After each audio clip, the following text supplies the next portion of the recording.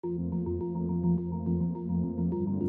am Cyril Courjaret. I'm the SVP for Business Development, Marketing and Key Accounts for Suez. Suez is one of the key players and key leaders in the environmental business, both in the water and the waste management sectors. And it has been active for 160 years in the water sector.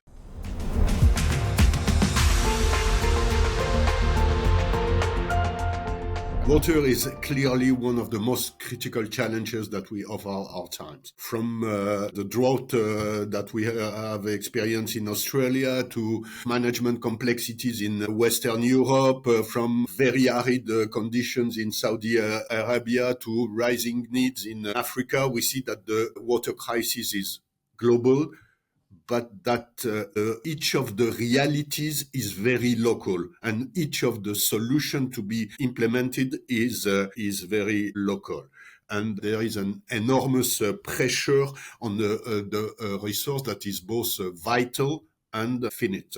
This is one step about one aspect. The other aspect is that water has been a very critical factor in the recent major climate events that has caused devastating impacts in different regions. Let's have in mind in last October in Spain, and more specifically in Valencia, where deep problems caused more than 200 deaths. Let's talk about what has happened in November in Thailand and Malaysia, where we had more than 20 casualties linked to those water floods.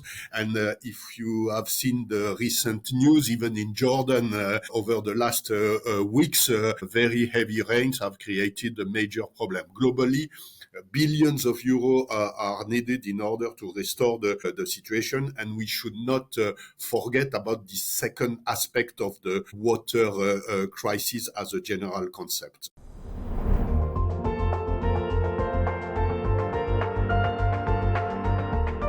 Well, the big question today is can we rethink the way we manage and protect water? And how do we rethink it together? We know that water is increasingly scarce, especially in regions of Africa.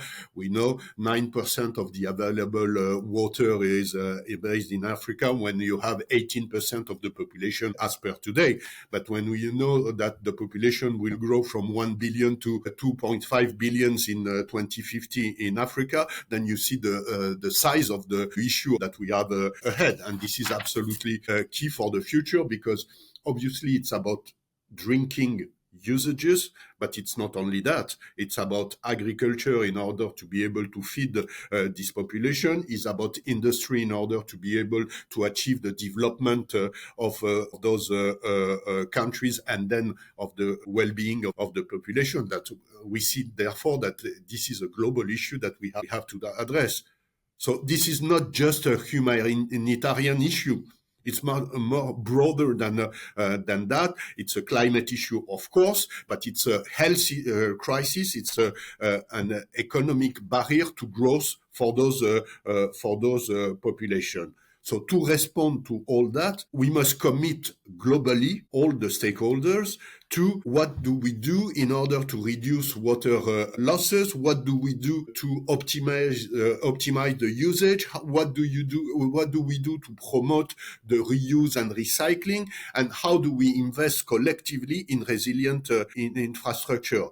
Water somehow is not just a service; it's a human right, and managing it equitably and responsibly must guide our next actions. What about the partnership with GWS? I believe two main aspects.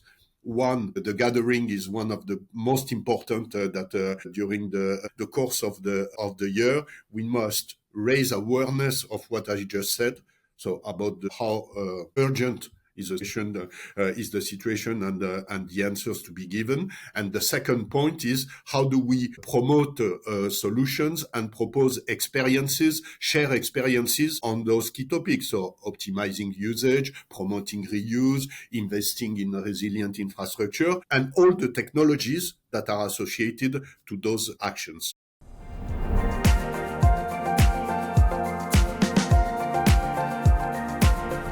despite all the challenges that we have together mentioned just before, there is hope.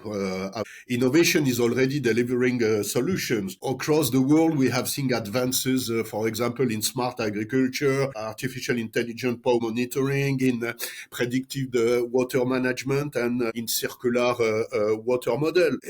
Those are not just ideas for the future. They are already realities in some of the countries. I will take the example of what we are doing as Suez in Tunisia, where we are leading PPP, private-public partnership, in order to promote the reuse of the water coming from all the wastewater treatment plants of the country, in order to be able to allocate this reused water to agriculture and leave the fresh available potable water for human purposes. So this is already ongoing. If we take the example of Morocco, they have gone through a severe drought during the last years. It hasn't rained for the last 5-6 years in the country, and they are implementing a very aggressive policy in terms of desal across the country in order to be able to face those situations. And we know that agriculture is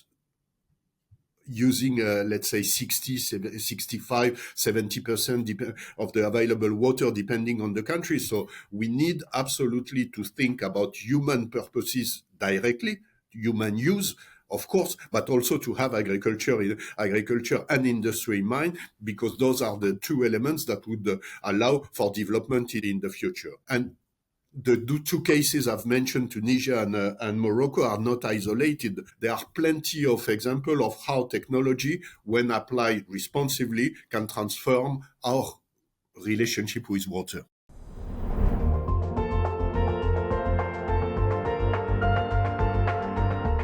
We believe somehow that artificial intelligence will solve everything. I'm not sure it will be the case, but it can help, and it can help a lot.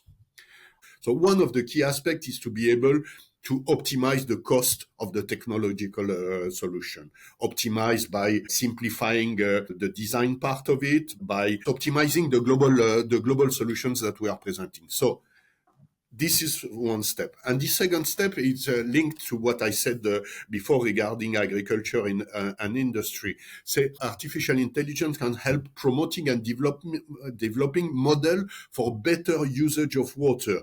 Every single drop counts. So how do we make agriculture, for example, more frugal about water, without lowering the productivity of the fields, obviously? But how can we use less water in order to produce the same quantity, so that we can save water? And I'm sure that artificial intelligence can help on that part. And the last element is all the industries are looking how to get to the net zero trajectory. And of course, they need to reduce their water footprint.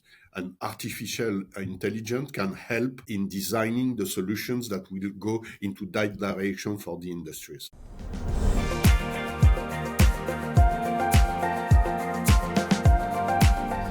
I would say there are three pillars of that vision. The first one is, how do we optimize what is existing? The existing assets, the existing operation.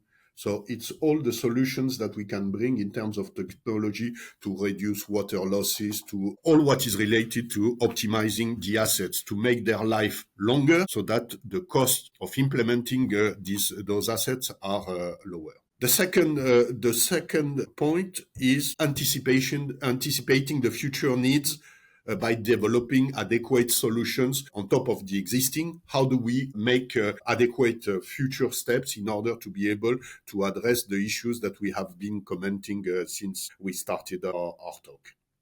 And the third point, which is very important after optimizing the existing asset, anticipating the future need, is to be able to make it possible to accelerate the development of the new projects, because we know that it takes really a long time between the idea of a new water project and its materiality or its concrete happening.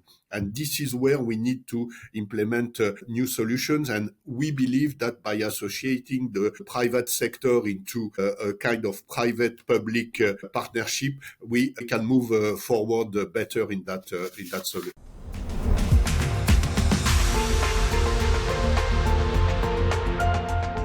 There has been a lot is a lot of fight between private, public. I believe that today we are all aware that the importance of the situation we have ahead makes it somehow irrelevant to keep those battles of old ages, I would say. What is important is how do we make it possible to develop the projects that need to be implemented. And private sector is part of the solution. Private sector will never be the only solution.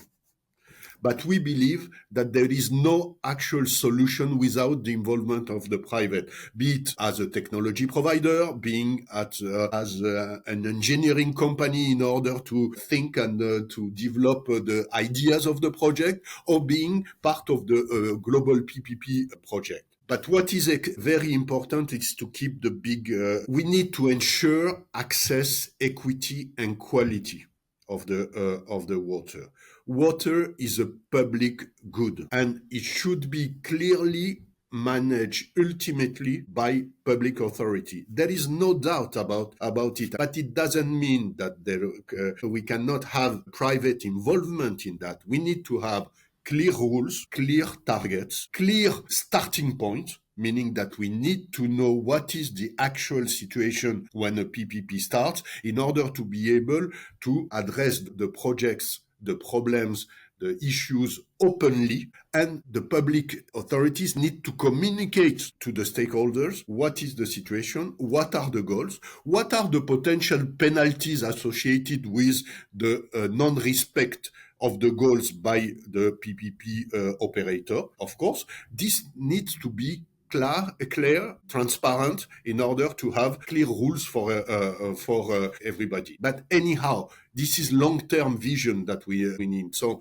long-term financing. So we need to have contracts that would allow the financing world, I would say, financing institutions to be able to step in order to help the projects to move forward by financing on the long-term basis those investments.